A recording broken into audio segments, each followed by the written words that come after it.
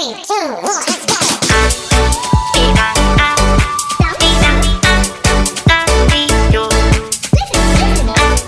Assalamualaikum warahmatullahi wabarakatuh. Yang terhormat Miss Fahrunisa sebagai dosen dari ESP in Manage Course. Halo, bersama saya Angga Wiguna. Kali ini saya akan menjadi moderator dari kelompok 1 ini, yang mana kami akan mempresentasikan mengenai hasil kerja kami, yaitu sebuah artikel dengan judul Syllabus Design Needs Analysis for Informatics Engineering Students. Oke.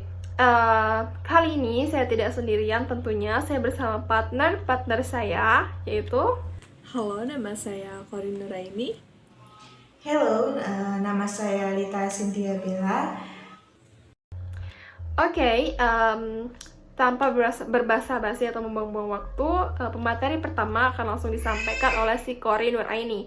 Corin Nuraini, saya persilahkan. Oke, yang pertama yaitu mengenai background of the problem. Bahasa Inggris merupakan bahasa yang sangat dibutuhkan hampir di seluruh dunia, terutama untuk mahasiswa yang siap terjun ke dalam dunia pekerjaan. Di universitas, bahasa Inggris bertujuan untuk membekali mahasiswa agar memiliki kemampuan berbahasa dengan baik secara lisan maupun tertulis, baik di masa yang akan datang ataupun di saat mereka sedang menempuh pendidikan. Oleh karena itu, bahasa Inggris yang dibutuhkan adalah bahasa Inggris yang dibutuhkan mahasiswa di masa yang akan datang. Di universitas, bukan lagi menggunakan EGP atau English for General Purpose, melainkan ESP atau English for Specific Purposes. Menurut Hutchison and Waters, tahun 1987 menyatakan bahwa ESP adalah suatu pendekatan pembelajaran bahasa Inggris di mana topik dan metode pembelajaran yang digunakan dalam pembelajaran dibuat berdasarkan kebutuhan mengapa pembelajar ingin belajar bahasa Inggris. Untuk mengetahui kebutuhan siswa, maka diperlukannya analisis kebutuhan. Setelah melakukan analisis kebutuhan, tahap selanjutnya yaitu penyusunan silabus sebagai panduan guru dalam mengajar selama 1-2 semester. Berdasarkan dari penjabaran tersebut, peneliti tertarik untuk meneliti kebutuhan mahasiswa teknik informatika. Maka masalah yang akan diteliti antara lain pertama yaitu apa tujuan siswa dalam mempelajari bahasa Inggris. Masalah kedua yaitu apa aspek yang ingin mereka pelajari. Masalah yang terakhir yaitu apa kesulitan siswa dalam mempelajari bahasa Inggris. Selanjutnya, theoretical framework. Menurut Jones 1991, analisis kebutuhan adalah sebagai langkah pertama dalam mendesain kurikulum karena dapat memberikan validitas dan relevansi untuk semua kegiatan desain kurikulum tindak lanjut. Menurut Brown 1995, sebuah silabus memberikan fokus untuk apa yang harus dipelajari bersama dengan alasan bagaimana konten itu harus dipilih dan diurutkan. Content-based syllabus. Silabus berbasis konten adalah pengajaran konten atau informasi dengan sedikit usaha untuk mengajarkan bahasa itu sendiri secara terpisah dari konten yang diajarkan. Oke, selanjutnya kita akan membahas mengenai metodologi. Jadi metode yang digunakan dalam penelitian ini adalah deskriptif analisis melalui pendekatan kualitatif.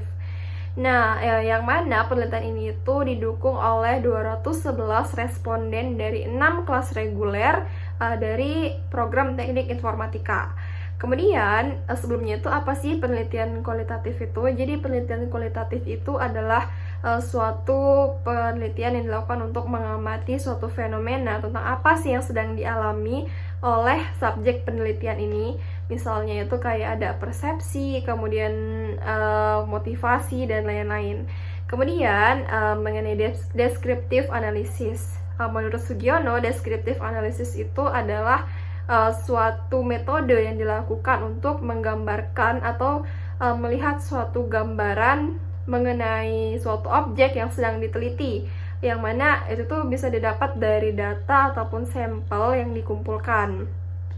Oke, di dalam penelitian ini itu kita menggunakan dalam mengumpulkan data, kita menggunakan kuesioner, yang mana kuesioner ini tuh akan dibagikan kepada responden-responden.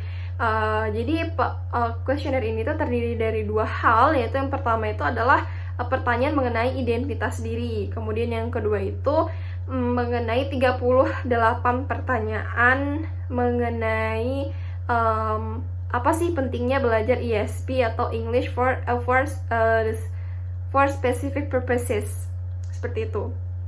Kemudian selanjutnya, jadi data ini nanti akan diolah, dan supaya penelitian ini tidak out of the track atau kayak keluar dari jalan dan tetap fokus gitu ya, jadi kita membutuhkan yang namanya instrumen. Jadi instrumen itu kalau dalam kualitatif itu adalah si penelitiannya sendiri, karena deskriptif analisis itu adalah bagian dari kualitatif, maka ya instrumen kita adalah si penelitinya itu. Nah, yang mana nanti instrumennya ini tuh akan berkembang atau dikembangkan dengan instrumen yang lainnya. Selanjutnya itu ada beberapa tahapan-tahapan yang dilakukan dalam pengumpulan atau pengolahan datanya nih.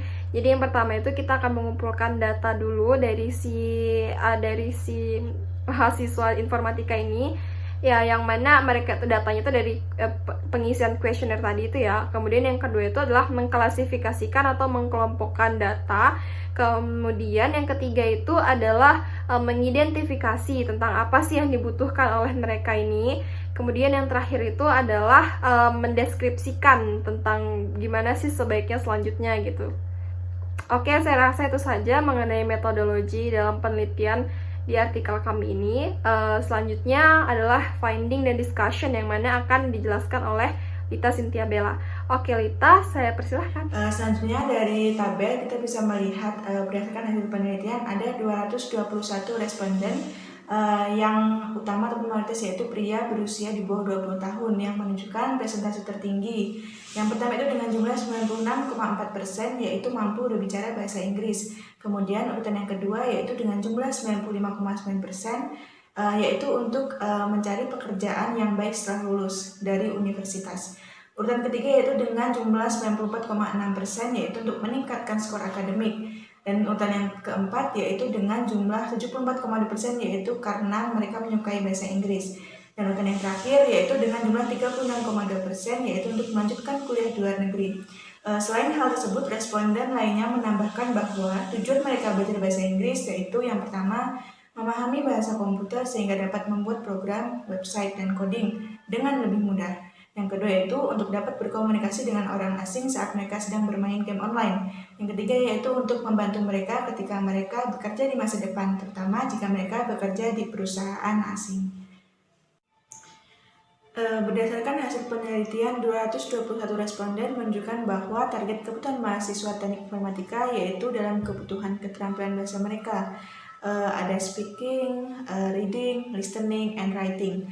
Aspek bahasa yang mereka butuhkan yaitu kosakata. Hal tersebut dikarenakan mereka perlu mengetahui bahasa komputer guna untuk mendukung pembuatan program seperti situs web dan pengkodean yang lebih mudah.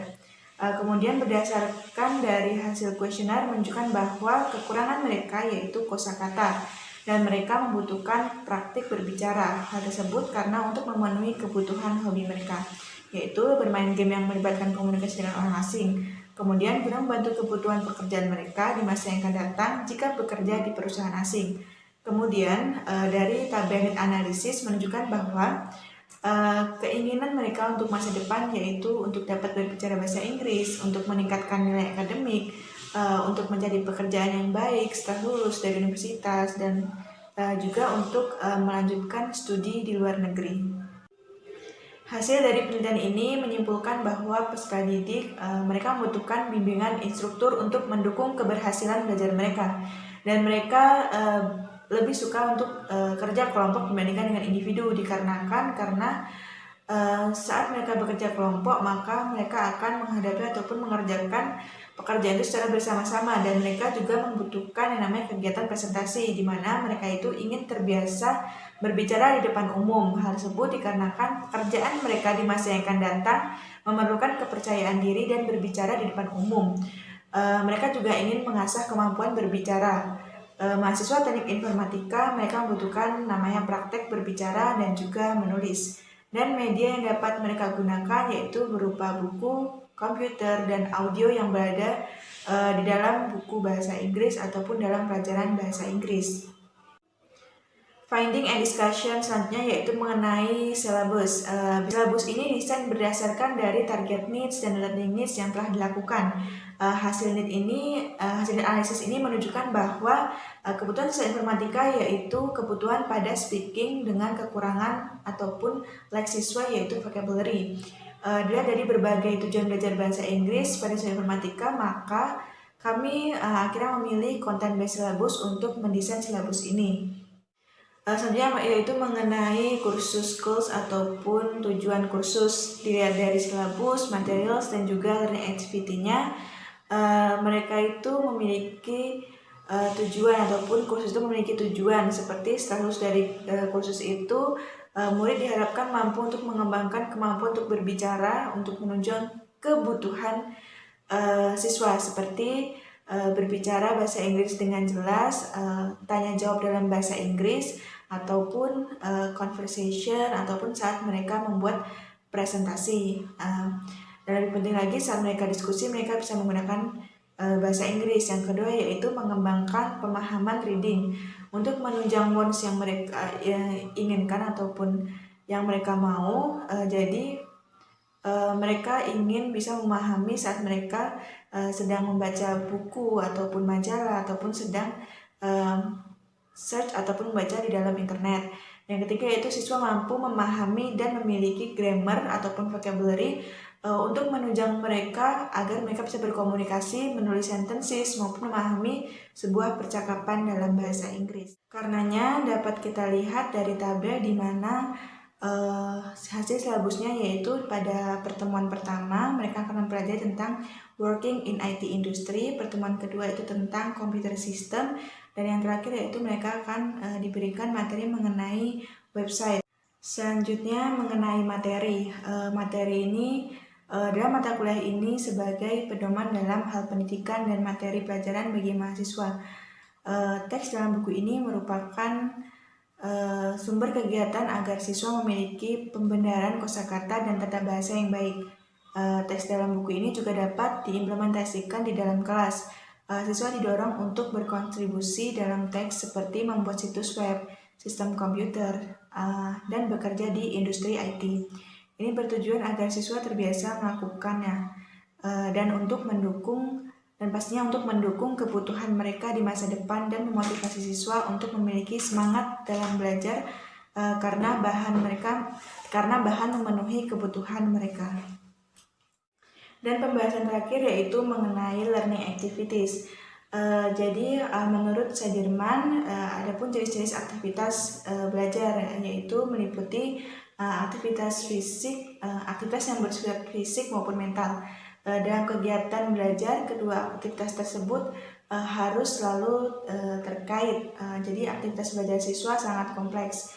Menurut Paul Dietrich Sudirman 2006 menyatakan bahwa kegiatan siswa digolongkan menjadi beberapa bagian seperti pada visual activities. Jadi diantaranya meliputi seperti membaca, memperhatikan gambar, demonstrasi ataupun eksperimen. Dan yang kedua itu oral activity.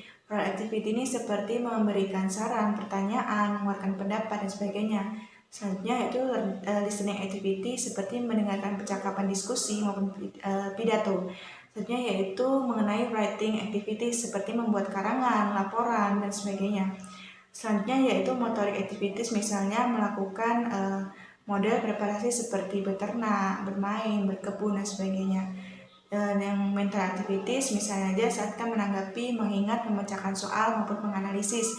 Dan yang terakhir yaitu emotional activities seperti mengatasi rasa bosan, bergembira, bersemangat, berani, tenang, dan gugup. Dalam learning activities dalam syllabus yang kami buat yaitu mereka melatih untuk conversation seperti mengasah kemampuan mereka saat berbicara bahasa Inggris dan sebagainya. Oke, kembali lagi bersama saya. Kali ini saya akan menyimpulkan dari pembahasan hari ini, yaitu mengenai artikel yang telah kami buat. berdasarkan hasil analisa, yang pertama itu saya akan menyimpulkan mengenai apa tujuan dari penelitian ini. Yang pertama itu adalah untuk mengetahui tentang tujuan dari si murid ini belajar bahasa Inggris. Kemudian yang kedua adalah aspek-aspek bahasa di bahasa Inggris ini yang ingin mereka pelajari. Serta yang ketiga itu adalah kebutuhan mereka mengenai 4 skills dalam bahasa Inggris. Kemudian yang terakhir itu adalah kesulitan-kesulitan yang mereka hadapi ketika mereka belajar bahasa Inggris. Oke, mengenai data yang didapatkan, itu tuh didapatkan dari kuesioner yang telah dijelaskan di dalam metodologi yang tadi. Kemudian, tanpa membuka identitas dari para responden, saya akan menyebutkan beberapa karakteristik dari responden kami. Yang pertama itu adalah mereka semua berumur di bawah 20 tahun. Kemudian yang kedua itu adalah kebanyakan dari mereka itu berjenis kelamin laki-laki. Kemudian saya rasa itu saja. Kemudian yang ketiga itu adalah pendidikan terakhir mereka itu yang terakhir kemarin itu adalah SMK. Untuk kesimpulan hasilnya sendiri, jadi didapatkan bahwa tujuan utama dari mereka untuk mempelajari bahasa Inggris adalah untuk mendapatkan pekerjaan. Kemudian yang kedua adalah mereka ingin mempelajari semua aspek bahasa di dalam bahasa Inggris. Dan yang paling mereka butuhkan, skill yang paling mereka butuhkan dan ingin kuasai adalah reading skills. Kenapa? Jadi karena mereka itu ingin mudah memahami ketika mereka membaca sebuah English books atau di dalam teks-teks yang berbahasa Inggris. Mereka sangat ingin bisa menguasai hal tersebut. Kemudian yang terakhir itu adalah kesulitan-kesulitan yang mereka hadapi itu ada 2 hal. Yang pertama itu adalah kurangnya kosakata yang mereka kuasai. Kemudian yang kedua itu kurangnya juga kemampuan dalam grammar, penggunaan si grammar ini. Nah, setelah itu, berdasarkan hasil dari data, kemudian kami olah, kemudian melalui pertimbangan yang cukup panjang, kami pun memutuskan kalau kami akan memberikan content-based syllabus untuk si anak-anak informatika ini. Itulah sekian sedikit diskusi atau sedikit presentasi dari hasil artikel penelitian kami sendiri. Kurang lebihnya saya mohon maaf. Wassalamualaikum warahmatullahi wabarakatuh.